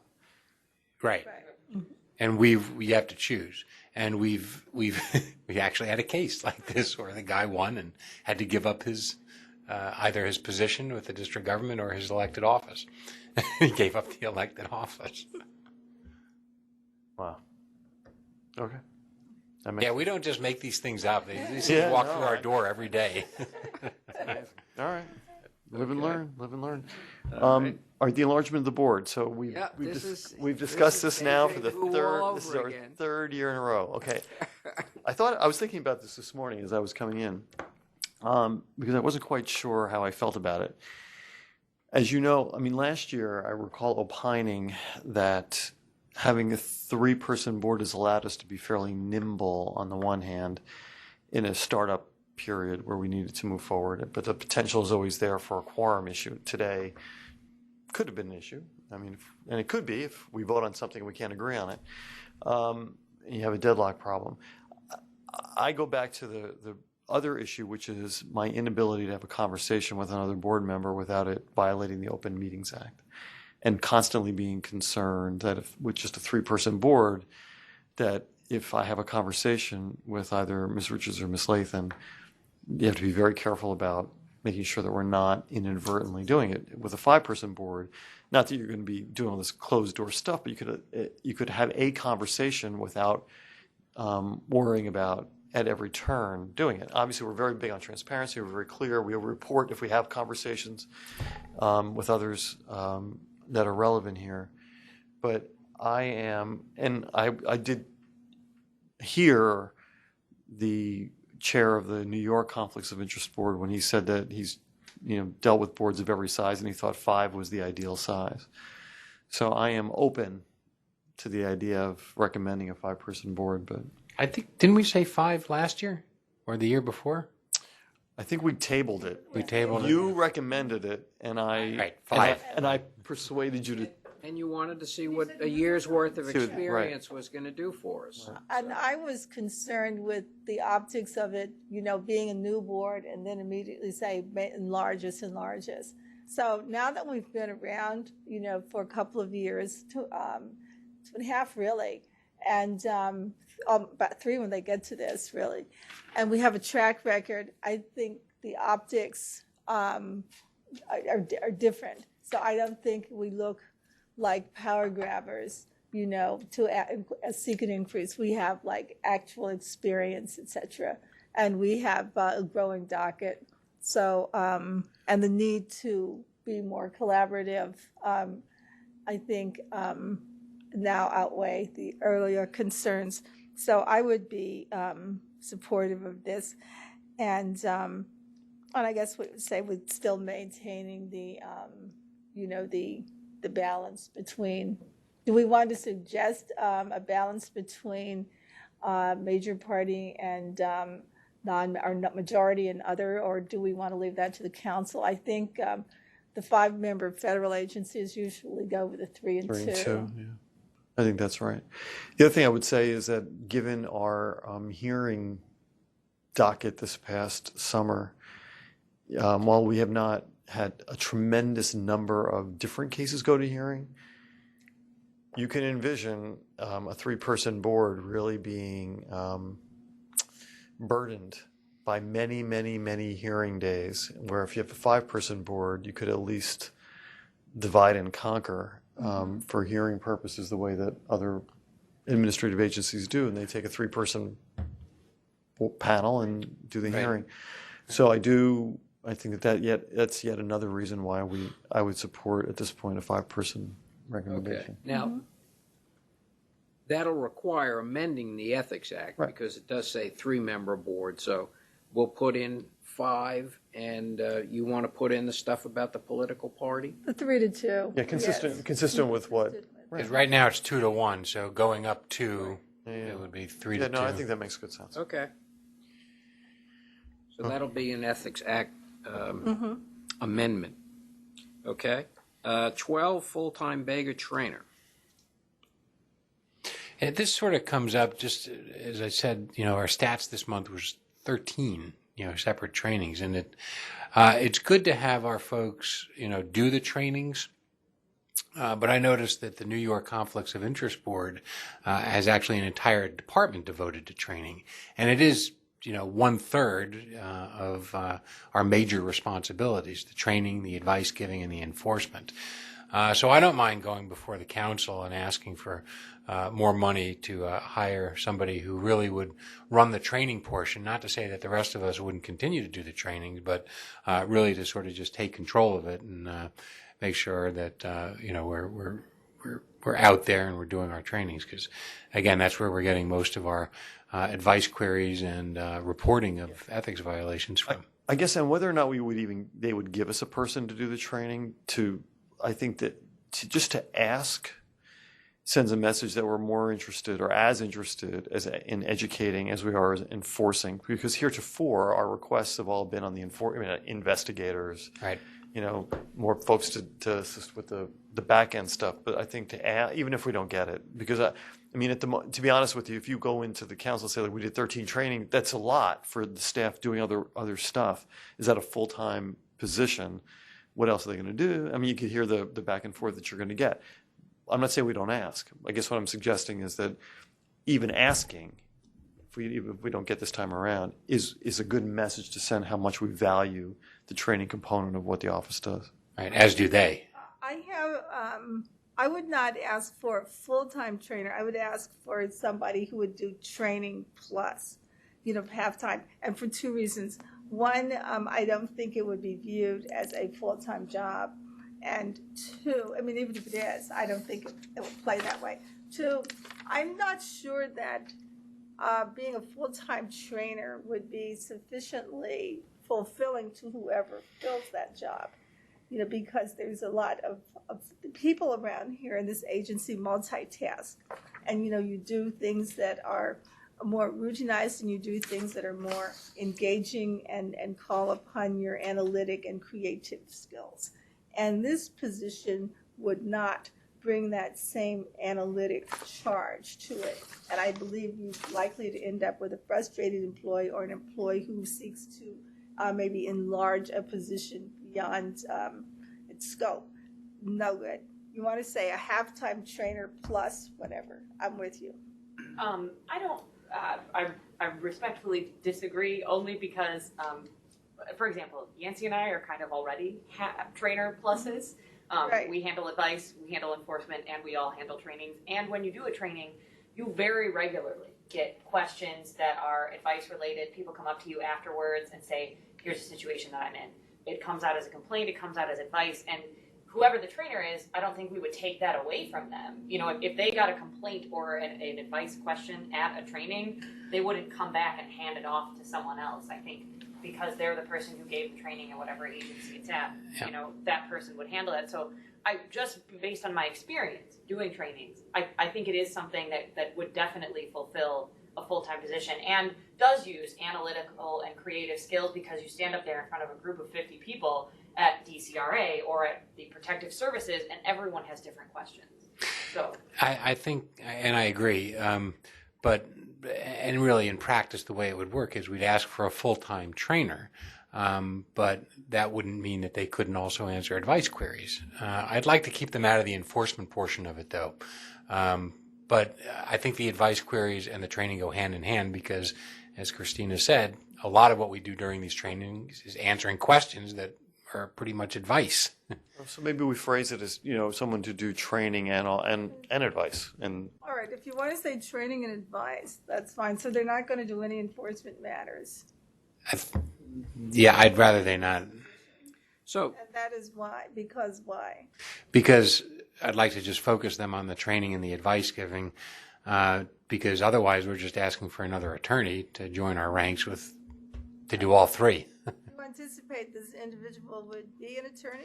I'm not sure you should be giving out advice if you're not an attorney, especially legal advice that offers, Okay, so basically, safe harbor. we're talking about like someone who's going to be like working between Jack, on advisory functions and between you on running the educational function unit. Okay. If you rephrase it to make clear that they're, advisors as well as educators, okay. Okay. all right. So write it up sort of like a heads up. We'll be asking for this in the next budget cycle.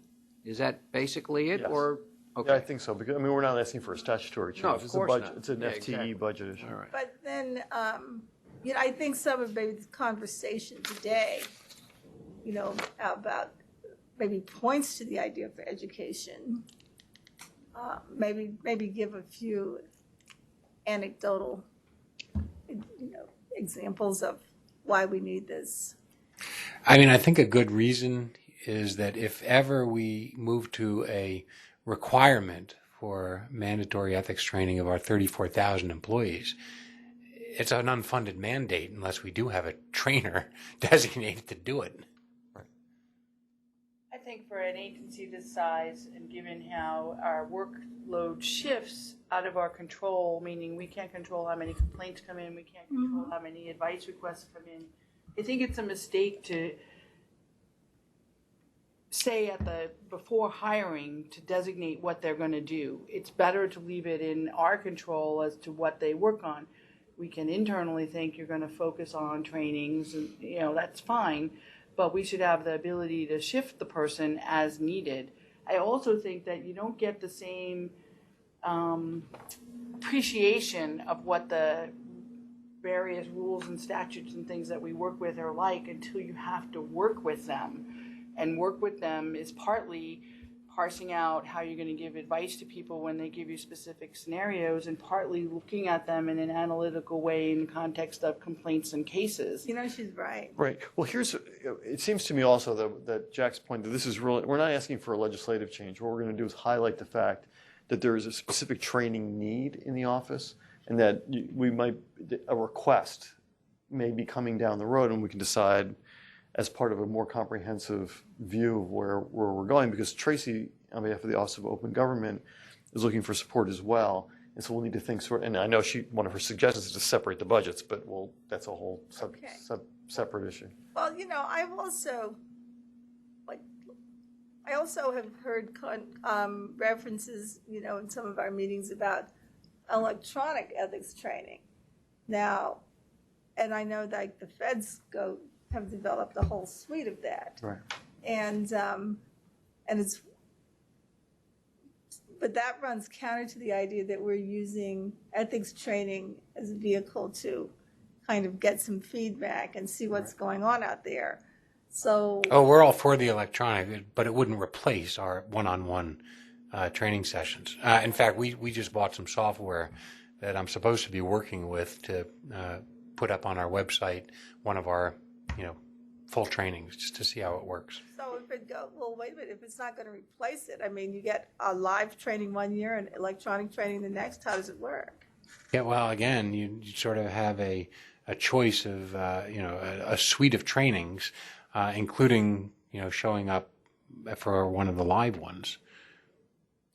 I think the sense we have from the agencies when we deal with them is that even if they felt that their employees complied with the training, with the ethics training requirement by doing it electronically, there are a lot of agencies out there that would still ask us to come in once a year, which could mean FaceTime, 2, right. 4, 6, trainings to divide everybody up and do it in person, because they want to make a point different than just satisfying the requirement. So I don't personally think, even if we had all required trainings being electronic, that we would have any lack of requests to come do in-person trainings. I don't know about that. I mean, if I'm you- just giving my opinion. Okay, I don't see it happening. If there's required training and you can do it online, then, and of course it's trackable, then that's going to be it. And you're not going to have your interactive live sessions. Now, of course,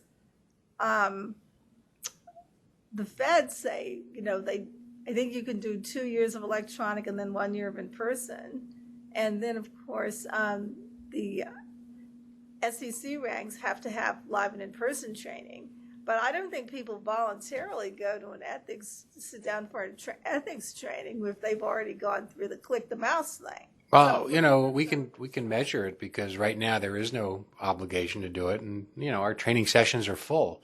Now, once I get it up on the website and it becomes known, we'll see if our attendance fluctuates, and that might inform the decision later on. But I think the point that, for purposes of the best practices report, which is really what we just need to reduce this down to at the moment, is we've identified a need for additional resources to assist with training because of the the great numbers that we're doing. They're on the increase. We have Hatch Act training we have to do now.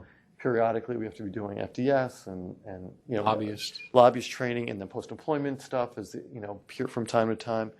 And we can throw some numbers in there about how many trainings have occurred during the past fiscal year, without necessarily committing ourselves to exactly what that person is doing and how many hours, how much money. That can be part of the budget discussion. Call it training and outreach, and I'm on board. There we go. Excellent. Okay. There we go. All right. It's a deal. Training, I'm writing that down. Donations to ANCs, number 13.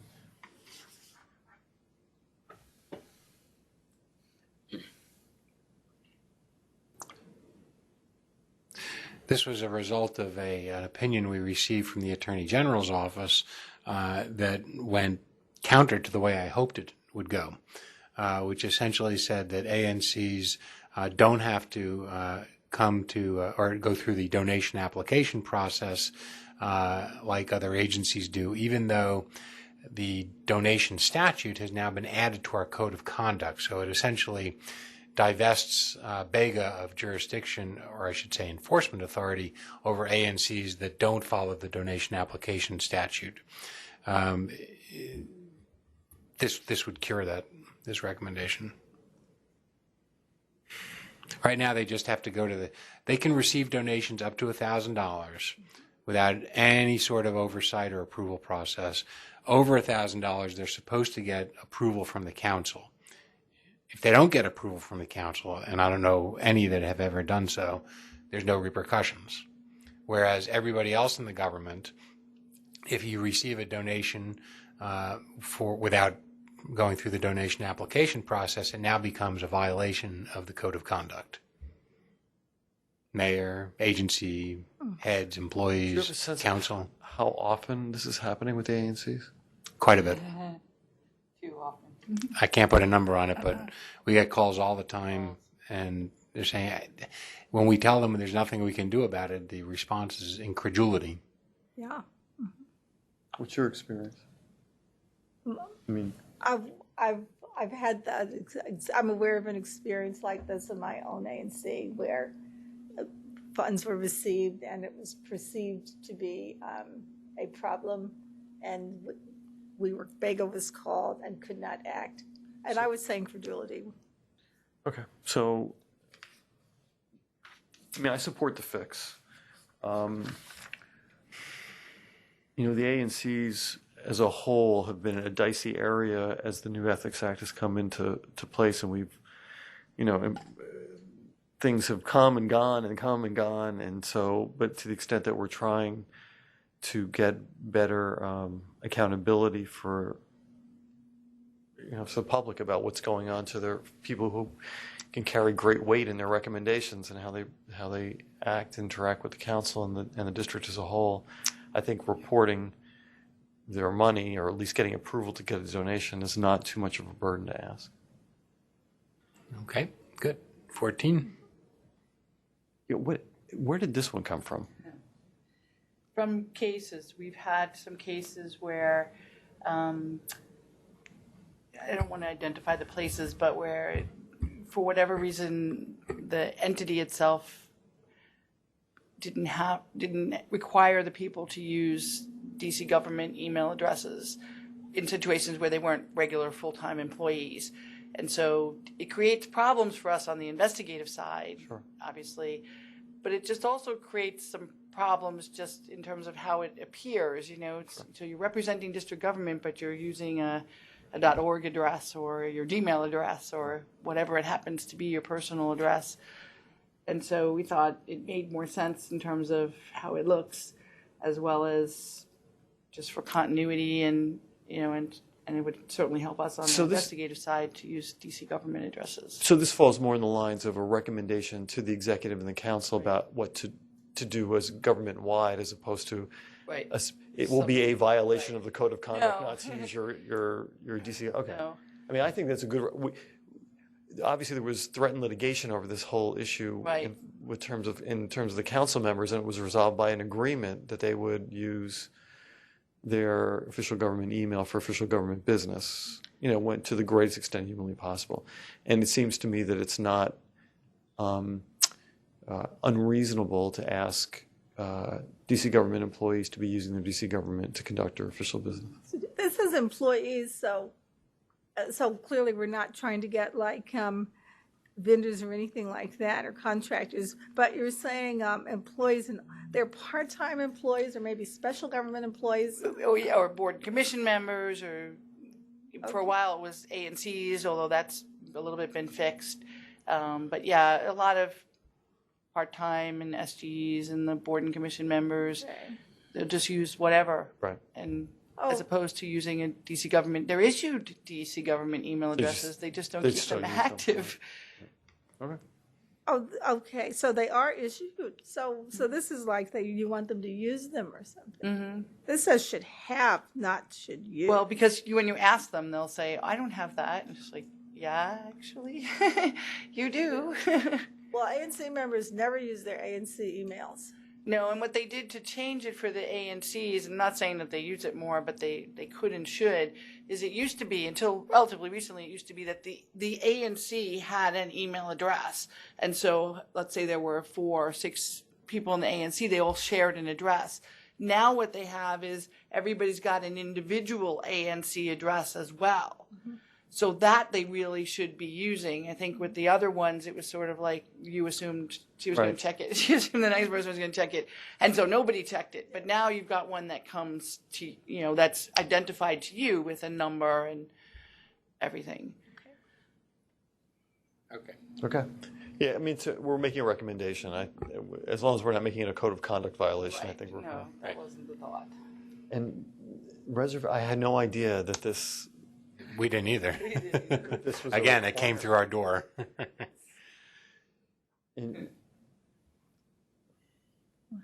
Which is, gee. This is odds with the Local Hatch Act. Mm-hmm. Why is this partisan? This requirement partisan? I don't get it. I felt like I've complied with this for 20 years for nonprofits where there was no partisan issue. Well, you can have a partisan meeting in the Wilson building, as long as it's, not to engage in political activity. But there can be a meeting of, the Democrat, Gertrude Stein Democratic Club, something like that, something that's clearly partisan. But in order to reserve the space, you've got to get a council member to sponsor you. And we feel that in an overwhelmingly Democrat controlled legislature, that might have the appearance that a minority party may not get the same access to the building. And so really it was just an attempt not to prevent the use of the Wilson building for such activities, but to make the process more even-handed. So anybody can like, Well, let's say you signed up with the secretary.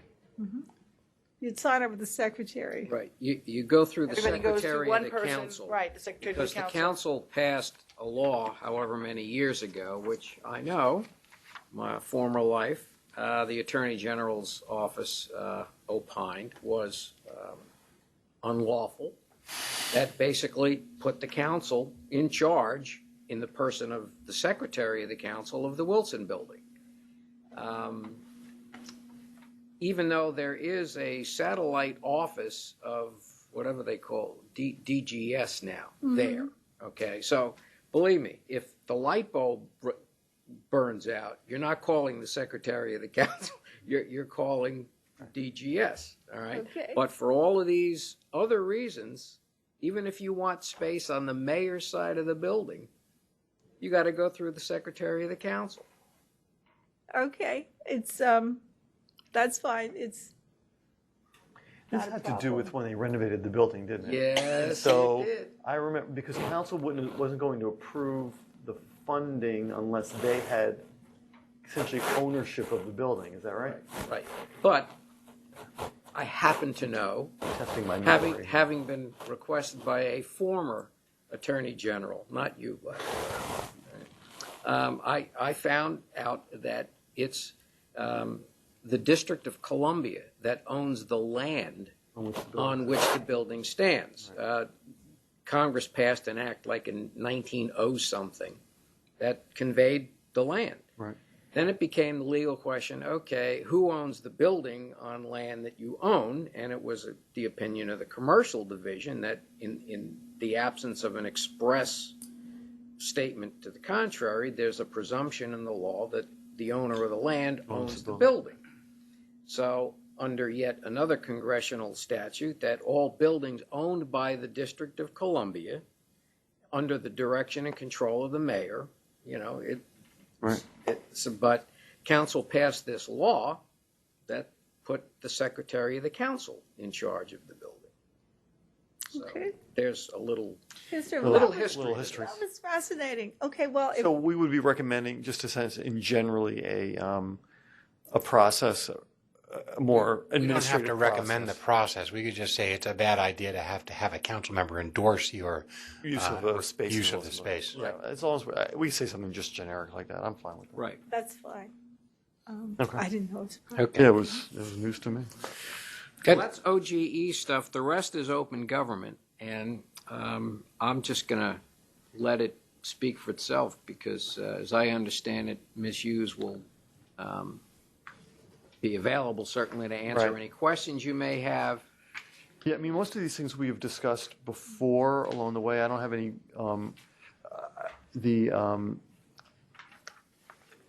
I would, when we next have a chance to speak with her before we finalize it, and maybe we can even do a little bit by email. I have a couple of questions about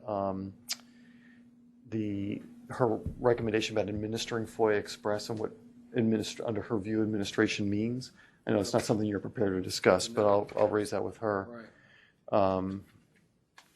The rest of it seems to be, and then the budget issue we will take up as part of the budget discussion rather than part of the best practices report.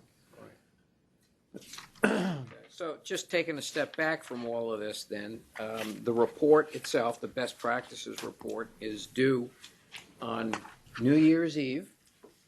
And as between Ms. Hughes and myself, we've agreed to start drafting our respective parts and get a draft to the board, certainly early enough in the month of December that we'll have the balance, and that's the way it played out last year, to get it finalized for hand delivery on New Year's Eve. Excellent. Okay. Okay.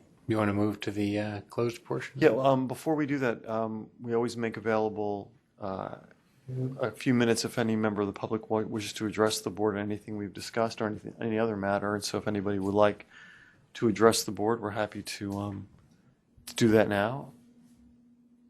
Otherwise, we will go ahead and move to I'll entertain a motion to move to a closed session for the following purposes: to discuss ongoing confidential investigations pursuant to DC Code 2-575B14, to deliberate on a decision in which the Ethics Board will exercise quasi-judicial functions pursuant to DC Code 2-575B13, and personnel matters pursuant to DC Code 2-575B10. I do so move. And I will, I guess, technically second it and say yes.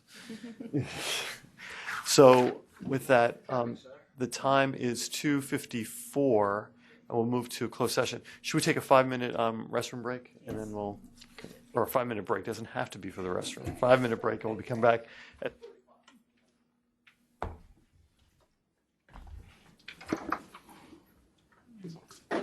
Very well. I mean, having installed.